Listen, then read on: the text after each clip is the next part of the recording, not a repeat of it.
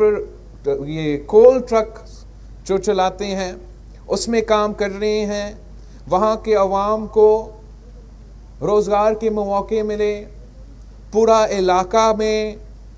معاشی ترقی ہوا، انفراسٹرکچر میں، صحت میں، ایجوکیشن میں، پرائیویٹ سیکٹر کے ساتھ مل کے پبلک پرائیویٹ موڈ میں اور تھرڈ فاؤنڈیشن کے تھرو کام چل رہا ہے۔ اور ہم سندھ کا جو کول ہے اس سے نہ صرف بجلی پروڈیوس کر رہے ہیں، پورا پاکستان کو بجلی سندھ کول سے، سندھ تھر کول سے اور آپ کی محنت سے وہ پورا پاکستان فائدہ اٹھا رہے ہیں۔ جھرک ملکاتیار برج جو آج تک انڈس پہ سب سے بڑا برج ہے، اس کو بھی آپ نے پبلک پرائیویٹ پارٹنرشپ میں مکمل کیا تھا، اور انشاءاللہ تعالی جو کشمور گھوٹکی برج جب مکمل ہوگا وہ بھی ایک تاریخی منصوبہ ہوگا۔ ہم نے خود آپ کے ساتھ مل کے جو تھٹا کراچی ڈیول کیریج وے ہے اس کا افتتاح کیا ہے، اور وہ تھٹا اور کراچی کے عوام کے لیے ایک بہت شاندار منصوبہ رہا ہے۔ ہمارا پبلک پرائیویٹ پارٹنرشپ میں میرے خیال میں جو میرپور خاص تک آپ کا جو منصوبہ ہے اس میں آپ نے اپنا لون کو پے بیک کر لیا ہے، آپ نے کاسٹ بھی بریک کر دیا ہے، اور اب انشاءاللہ تعالی سندھ کے عوام کے لیے وہ منصوبہ اب پروفٹ دینا شروع کر دے گا آگے جا کے۔ یہ پبلک پرائیویٹ کا جو کانسیپٹ ہے اس کو ہمیں ہیلتھ سیکٹر میں، ایجوکیشن سیکٹر میں ہمیں بہت فائدہ دیا ہے، جیسے بدین کا یا دوسری جگہ کا آپ نے انڈس کے ساتھ مل کے جو انڈس ہاسپٹلس چلا رہے ہیں، جو چلڈرن کے لیے، بچوں کے لیے چائلڈ ایمرجنسی رومز کا منصوبہ آپ چائلڈ لائف فاؤنڈیشن کے ساتھ کر رہے ہیں۔ ہمارا لڑکانہ میں بھی ایک بہت شاندار پبلک پرائیویٹ پارٹنرشپ موڈ میں یہ چلڈرنز ایمرجنسی روم بنا ہے، اور یہاں کراچی کے مختلف ڈسٹرکٹس میں بھی بنا ہے۔ اور اب یہ جو ملیر ایکسپریس وے کے لیے جو آپ نے آج فاؤنڈیشن سٹون سیریمونی شروع کیا ہے، وہ انشاءاللہ تعالی کراچی کے عوام کے لیے فائدہ مند ہوگا، کراچی کے مزدوروں کے لیے فائدہ مند ہوگا، کراچی کے کاروبار اور کراچی کی بزنس کے لیے فائدہ مند ہوگا، کراچی کے سفید پوش طبقہ کے لیے فائدہ مند ہوگا انشاءاللہ تعالی۔ اس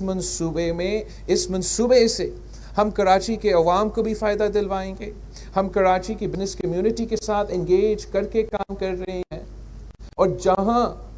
ہمارا بہت سے کمپلینٹس ہیں، ہمارا بہت سے اعتراضات ہیں، ہم سمجھتے ہیں کہ سندھ سمیت پاکستان کے سارے صوبوں کو ان کا حق نہیں دیا جا رہا ہے۔ ہم سمجھتے ہیں کہ آپ نے تو N F C award 18th amendment سے پہلے دیا تھا، 18th امینڈمنٹ کے بعد آپ نے صوبوں کو زیادہ ذمہ داری دیے ہیں،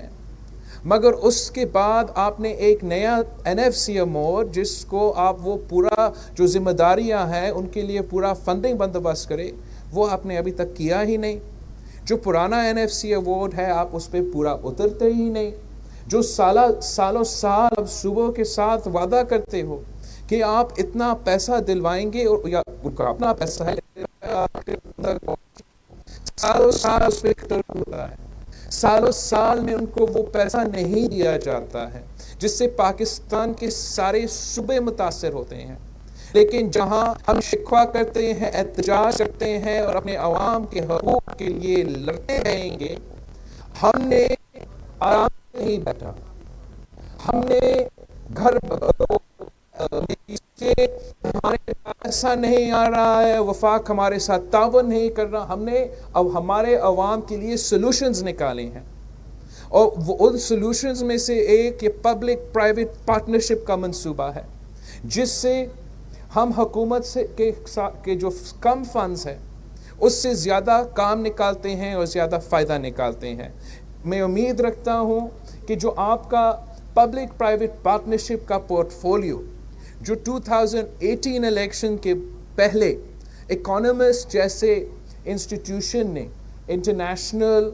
पब्लिशर ने आपका मेहनत को रिकग्नाइज करते हुए सिंध हुकूमत का पब्लिक प्राइवेट पार्टनरशिप के मंसूबा बंदी को पूरा एशिया में 6th नंबर पे रेट किया है। जैसे हम इस कॉन्सेप्ट को कराची में लेकर आते हैं,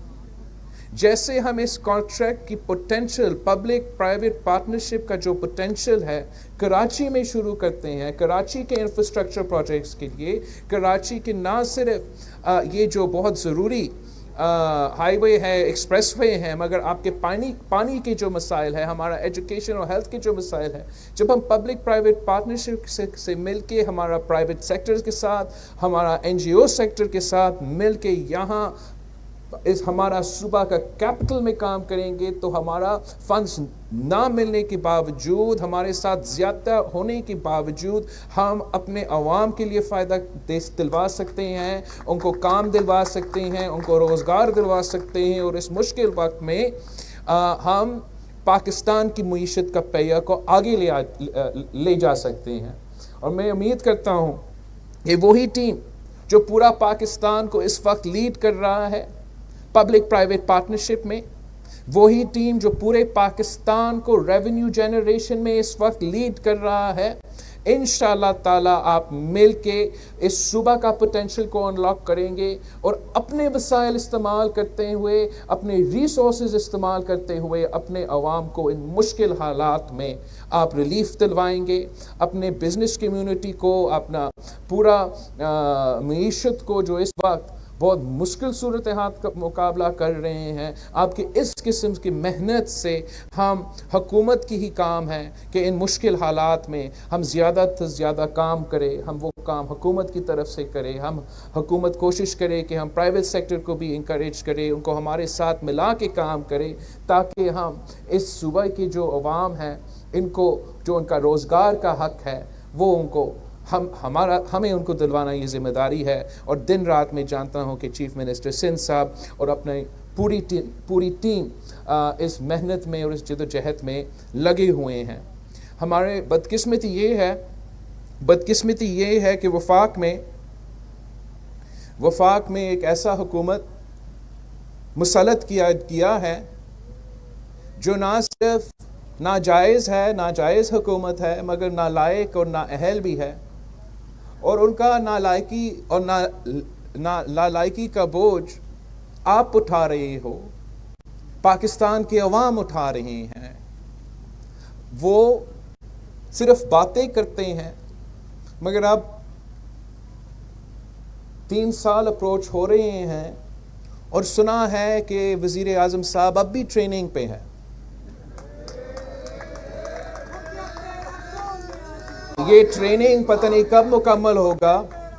और ये ट्रेनिंग करते हुए आवाम के साथ जो हशर होना है, आवाम को जो बोझ उठाना पड़ेगा, वो किससे पूछेंगे कि वो 7 साल के लिए KP में क्या कर रहे थे अगर वो अपना तैयारी नहीं कर रहे थे। वो जो 22 इयर्स का जिदोजहद जो हम सुनते आ रहे हैं, वो क्या कर रहा था उस वक्त अगर तैयारी नहीं कर रहा था। आपने तो 90 दिन में करप्शन ख़त्म करना था। आपने 90 दिन में, अपने पहले 100 दिन में पाकिस्तान के मुश्किलात को ख़त्म करना था। आपने 3 साल बाद आप कह रहे हो कि ट्रेनिंग चल रहा था। ये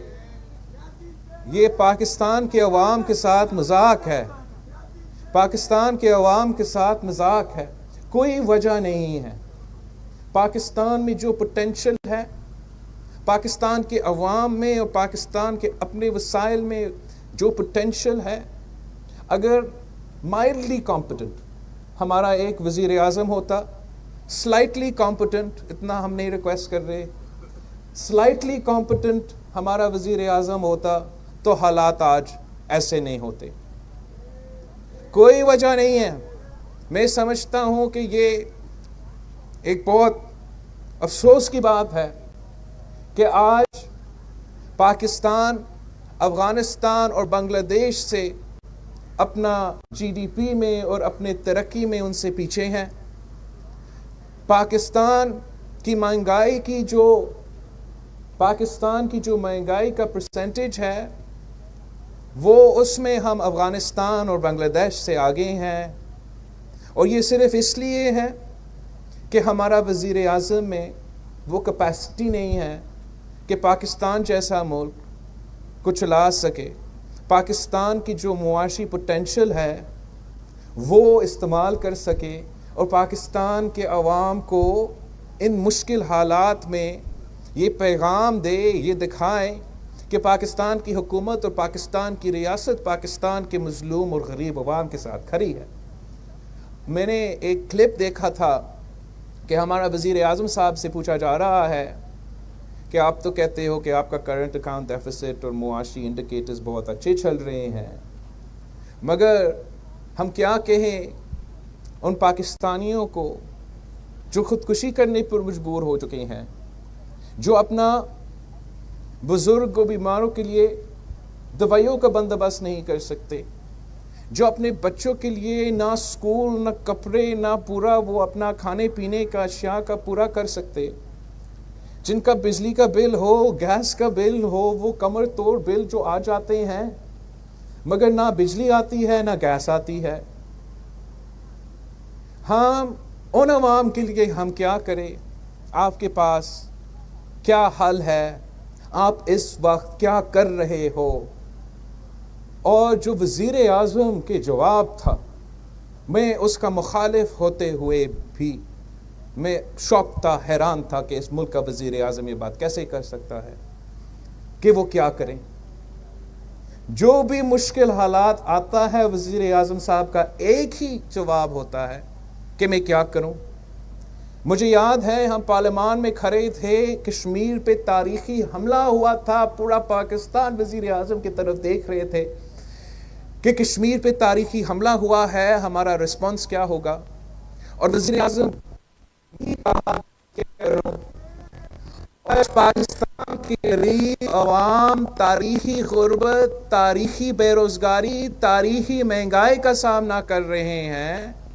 اور اس کا وہی جواب ہے کہ میں کیا کروں۔ وزیر اعظم صاحب، اگر آپ کے پاس عوام کے مسائل کا حل ہے کہ استعفیٰ دو، گھر چلے جائے، ہمارے پاس حل ہے۔ ہم جانتے ہیں کہ عوام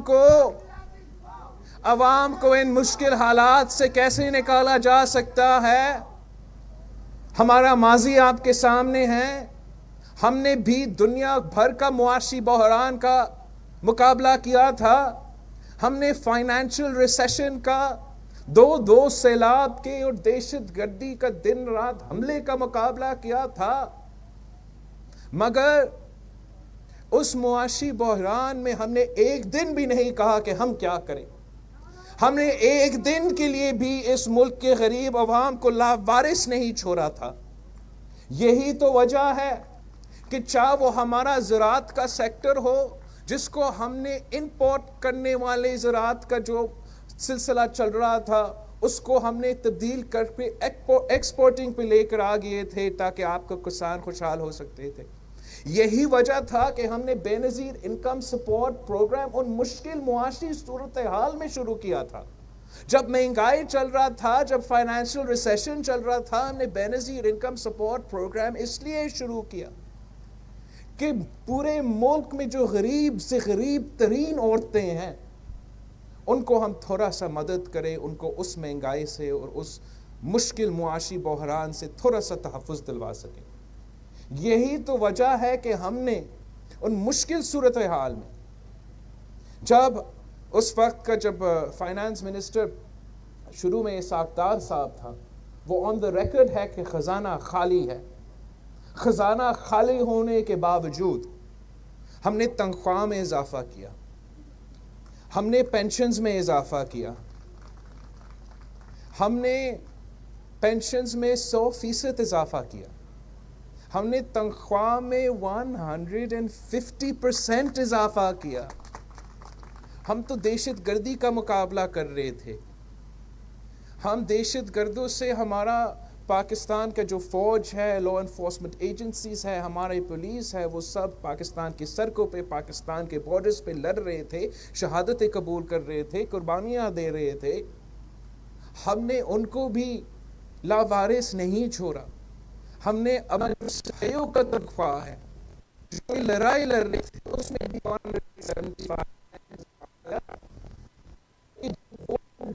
قربانی دے رہے تھے.